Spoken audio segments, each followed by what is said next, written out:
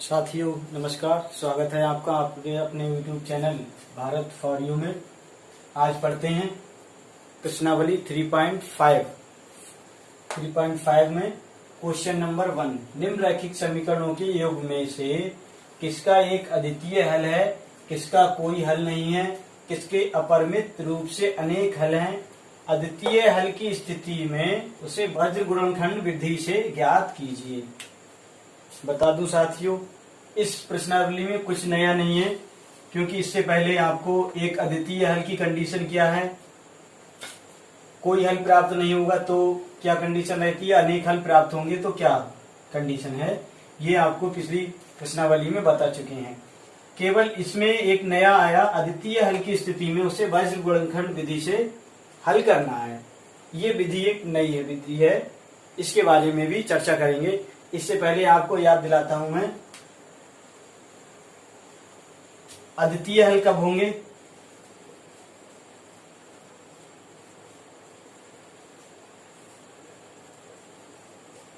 अद्वितीय हल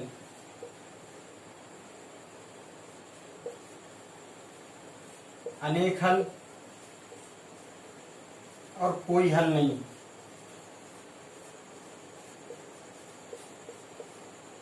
एक बार इन पे पुनः चर्चा कर लेते हैं।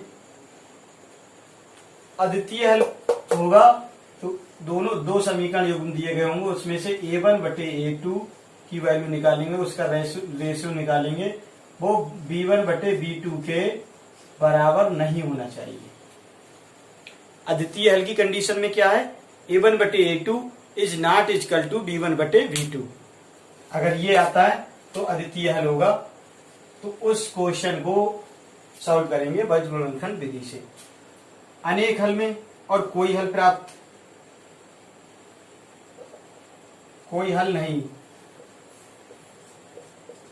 कोई हल प्राप्त नहीं होगा, उस कंडीशन में क्या होगा।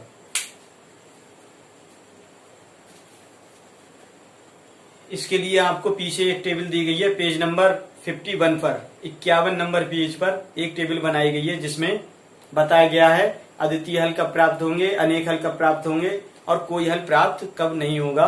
अनेक हल में क्या होगा, a1 बटे a2 बराबर b1 बटे b2 बराबर c1 बटे c2। अगर ये कंडीशन प्राप्त होती है हमें, a1 बटे a2 और b1 बटे b2 और c1 बटे c2 तीनों की वैल्यू बराबर आती है, तो वहां अनेक हल प्राप्त होंगे। कोई हल प्राप्त कब नहीं होगा, दोनों समीकरण युग्म में से a1 बटे a2 निकालेंगे, वो बराबर आ जाता है b1 बटे b2 के। तो आगे चेक करेंगे c1 बटे c2, अगर बराबर आ जाता है तो अनेक हल प्राप्त होंगे, लेकिन बराबर नहीं आता है तो कोई हल प्राप्त नहीं होगा। बारे में इन तीनों तरीकों के बारे में पीछे आपको समझा दिया गया है, उसे एक बार पुनः देख ले, और पीछे वीडियो को एक बार पुनः देख लेंगे तो और भी आपको सुविधा होगी। अगर पीछे की वीडियो देख लेंगे तो और भी आपको आसानी होगी। अब देर ना करते हुए चलते हैं सीधे क्वेश्चन की तरफ।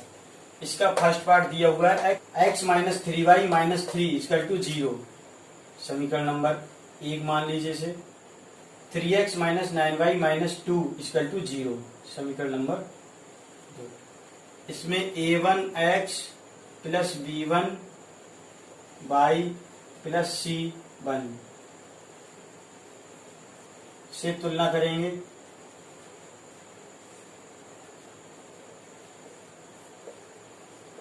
और इसमें a2x plus b2y plus c2 equal to 0 से तुलना करेंगे।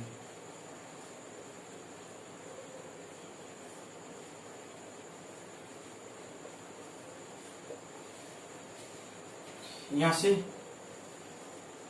a1 निकालेंगे, a1 कितना है 1, a2 यहां से 3, x का गुणांक यहाँ सेकेंड समीकरण में क्या है 3। b1 निकालेंगे, b1 क्या है फर्स्ट समीकरण में y का गुणांक माइनस का 3, b2 सेकेंड समीकरण में y का गुणांक माइनस का 9, c1 माइनस का 3 और C2 माइनस का 2, ये सारी वैल्यू आ गई। हम A1 बटे A2 निकालते हैं। A1 क्या है 1 अपॉन A2 है 3। फिर V1 बटे V2 निकालते हैं।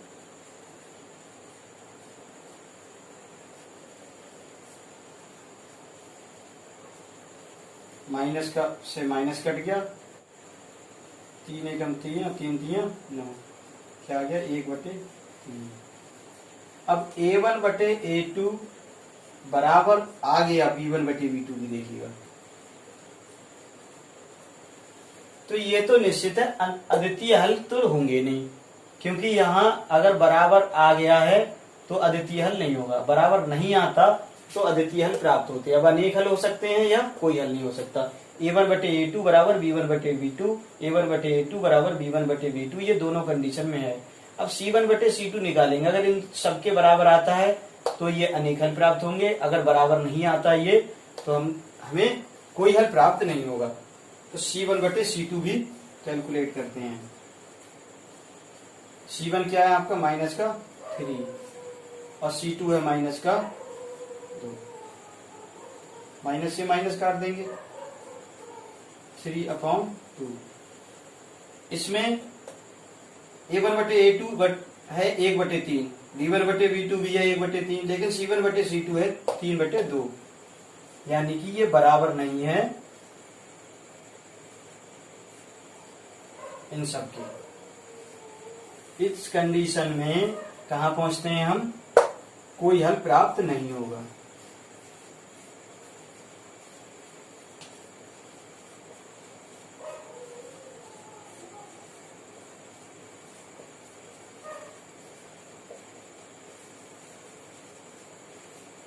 देखते हैं क्वेश्चन इसी का second part. 2x plus Y equal to 5, 3x plus 2y equal to 8। इसे और सॉल्व करते हैं। 2x प्लस वाई माइनस 5, इस 5 को इधर ले आते हैं बराबर 0।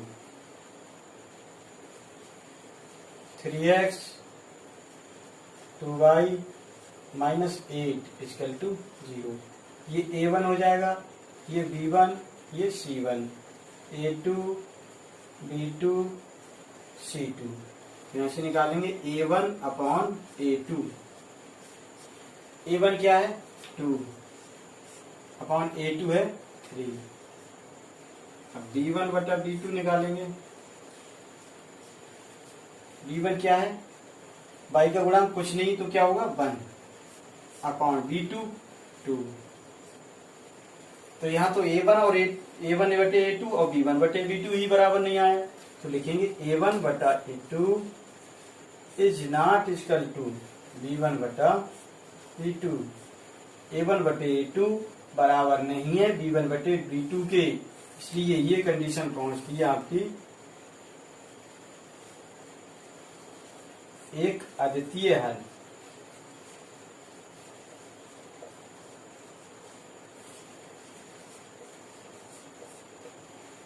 अब जब एक अद्वितीय हल होगा तो पहले ही प्रश्न में बता दिया है, सवाल में बता दिया है, अद्वितीय हल की स्थिति में उसे वज्र गुणनखंड विधि से हल करना है। वज्र गुणनखंड विधि में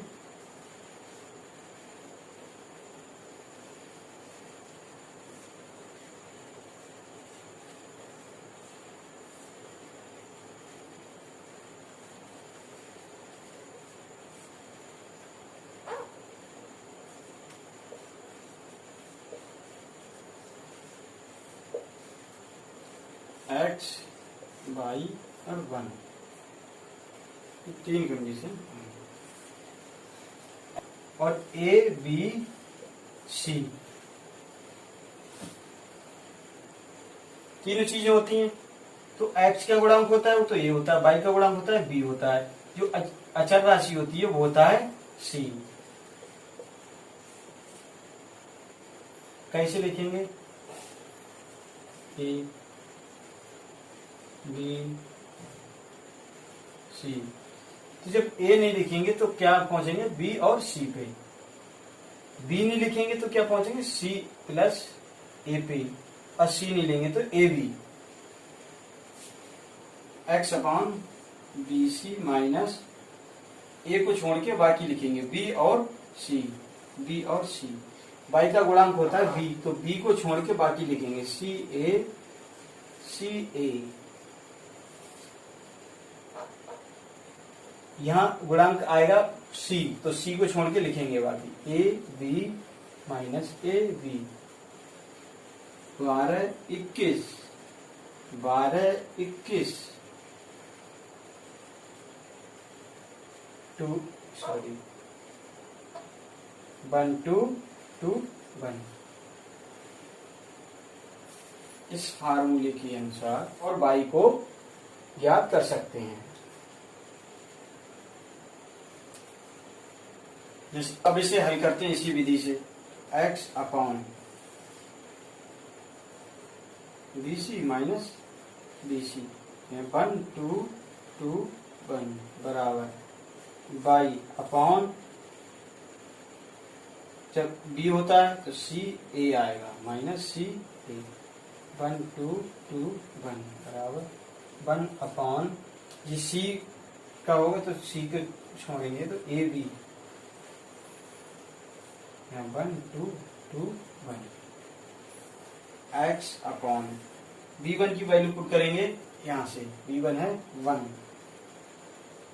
इंटू c2 की वैल्यू है माइनस का 8 ब्रैकेट में लगाएंगे माइनस v2 है, v2 सेकंड समीकरण में होगा बाई का गुणांक 2, c1 है माइनस का 5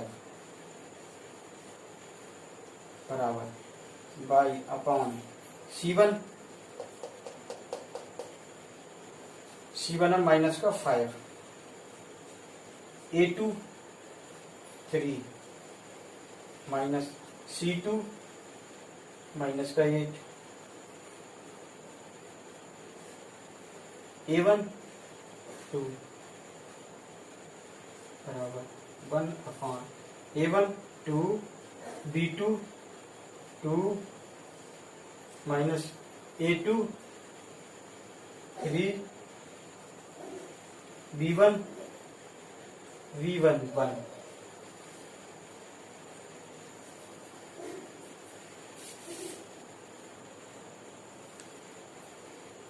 x अपॉन 1 इंटू माइनस का 8 का मल्टीप्लाई हो तो माइनस का 8, यहाँ माइनस ये इस 5 का माइनस आएगा बाहर, तो यहाँ माइनस था पहले से, माइनस 1 आ जाएगा तो प्लस हो जाएगा, 5 का 2 का मल्टीप्लाई 10 बराबर y अपॉन माइनस का 5 है तो ये माइनस तो बाहर आ गया, 5 और 3 का गुणा 15 माइनस ये 8 से माइनस आएगा तो यहाँ हो जाएगा प्लस, 8 दूनी 16 बराबर 1 अपॉन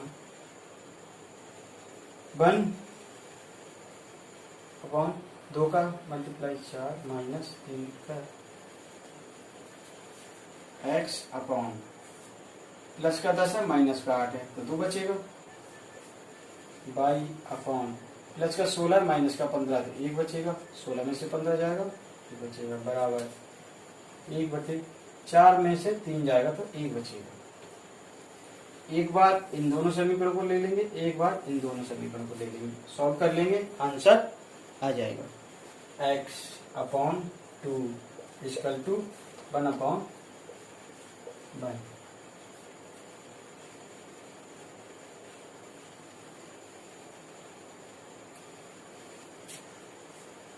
तिरछी गुणा करेंगे x कम x 2 एकम 2 x बराबर 2 आ गया। बाई का अब इसको लेंगे दोनों को, Y upon 1 equal to 1 upon 1, तो बाई का 1 का मल्टीप्लाई हुआ बाई बराबर 1 एकम 1। अब x बराबर ऊपर आ चुका 2, ये दोनों लगा के हो जाएगा हमारा answer.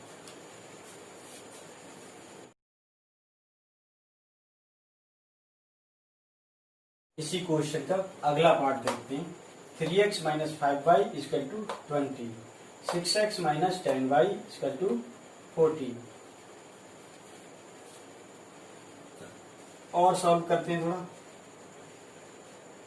3x minus 5y minus 20 जो है वो इधर ले आते हैं बराबर 0। यहां से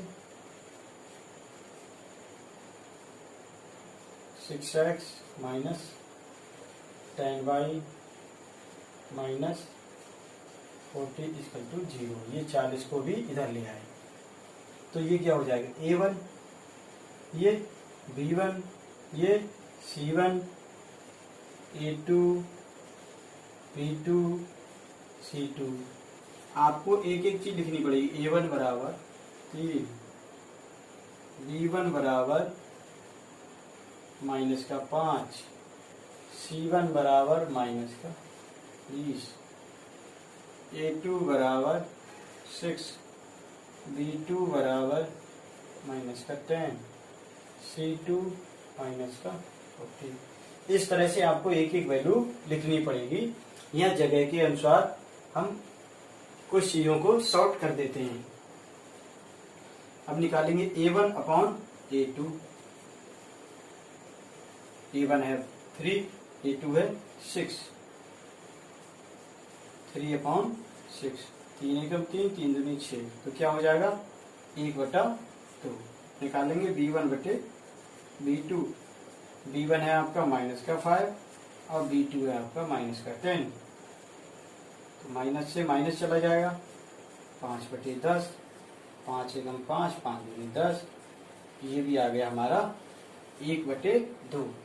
अब a1 बटे a2 और b1 बटे b2 दोनों की वैल्यू 1/2 आ रही है, तो अद्वितीय हल तो नहीं होगा, लेकिन इनमें से कोई भी अभी हो सकता है, तो हमें c1 बटे c2 भी कैलकुलेट करना होगा। तो c1 अपॉन c2, c1 क्या है हमारा माइनस का 20 और c2 क्या है माइनस का 40, माइनस से माइनस गया 20/40, 0 से 0, 2 एकम 2, 2 दूनी 4, ये भी कितना आ गया 1/2। लिखेंगे चूंकि a1 upon a2 equal to b1 upon b2 equal to c1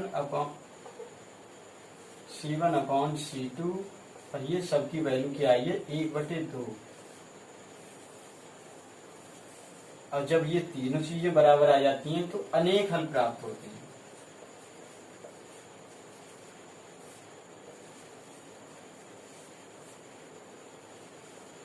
अनेक हल प्राप्त होंगे,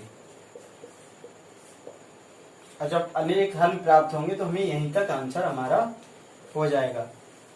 अगर हमारा अद्वितीय हल आता a1 बटे a2 बराबर नहीं होता b1 बटे b2 के, तो हम अद्वितीय हल होने के कारण इसे वज्र गुणनखंड विधि से हल करते। क्वेश्चन नंबर 1 का लास्ट पार्ट देखते हैं, 4th पार्ट।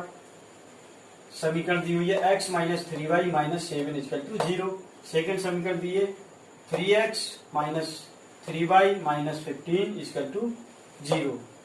यहाँ से हम यहाँ से a1 b1 c1 a2 b2 c2 ये वैल्यू कैलकुलेट करेंगे। तो a1 निकालेंगे हम यहाँ से, a1 क्या x का गुणांक कितना है, कुछ नहीं है, कुछ नहीं होता तो 1 मानेंगे। b1 माइनस का 3, c1 ई का लगाना, c1 माइनस का 7, a2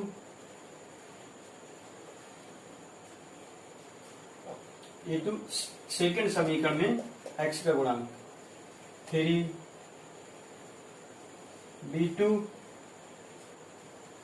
माइनस का 3, c2 माइनस का 15। अब हम यहाँ चेक करेंगे a1 बटे a2। a1 क्या आया 1 और a2 क्या आया 3, तो आ गया 1/3। अब b1 बटे b2, तो b1 कितना है माइनस का 3, b2 कितना है माइनस का 3, माइनस से माइनस कट जाएगा,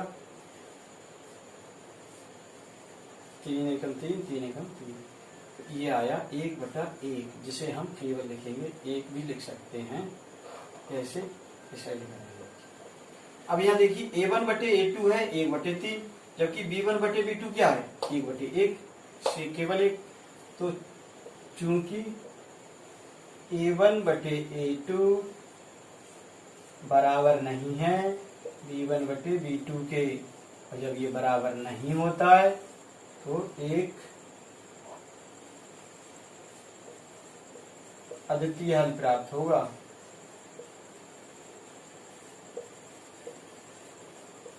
और जब अद्वितीय हल प्राप्त होगा तो हमें बज्र गुणनखंड विधि से x और y की मान भी बतानी पड़ेंगे।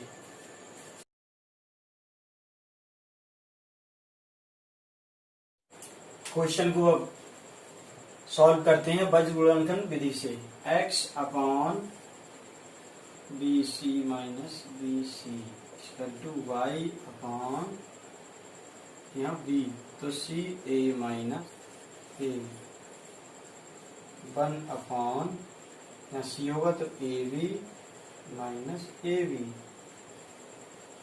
1 2 2 1 1 2 2 1 1 2 2 1।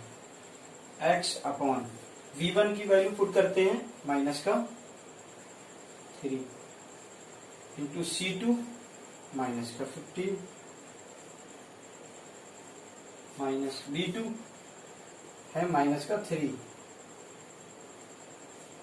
इंटू c1 माइनस c1 है माइनस का 7, सारी वैल्यू माइनस में, y अपॉन c1 माइनस का 7 इंटू a2 3, c2 माइनस का 15, a1 1 equal to 1 upon a1 1 into v2 minus का 3 माइनस a2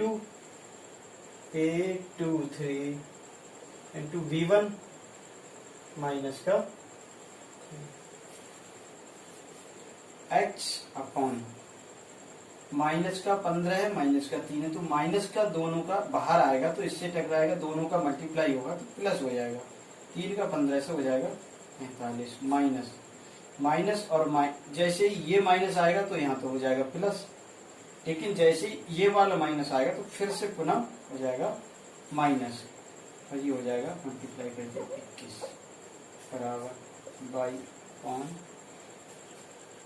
माइनस रहा 7 का 3 से 21 माइनस माइनस 15 है, जैसे माइनस बाहर आएगा प्लस हो जाएगा 15 को 15 बराबर ये होते माइनस का 3 है, इसका मल्टीप्लाई होगा तो माइनस का 3 हो जाएगा माइनस, और यह माइनस आएगा तो प्लस हो जाएगा 3 3 ये हो जाएगा x बटी प्लस का 45 माइनस का 21 प्लस का 45 माइनस का 21 कम होगा ये तो बचेगा 24 इसका टू बाई अपॉन प्लस के 15 माइनस का 21 तो बचेगा माइनस का 6 बराबर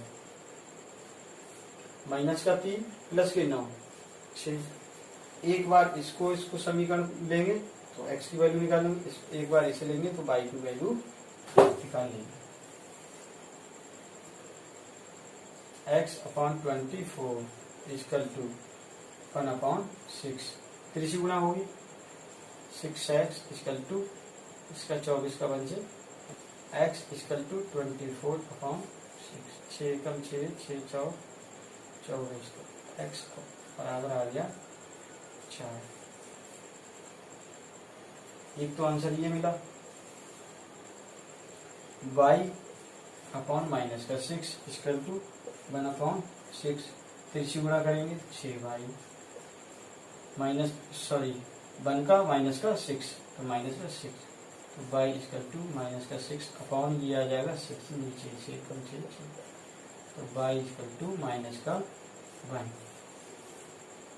एक आंसर हो जाएगा।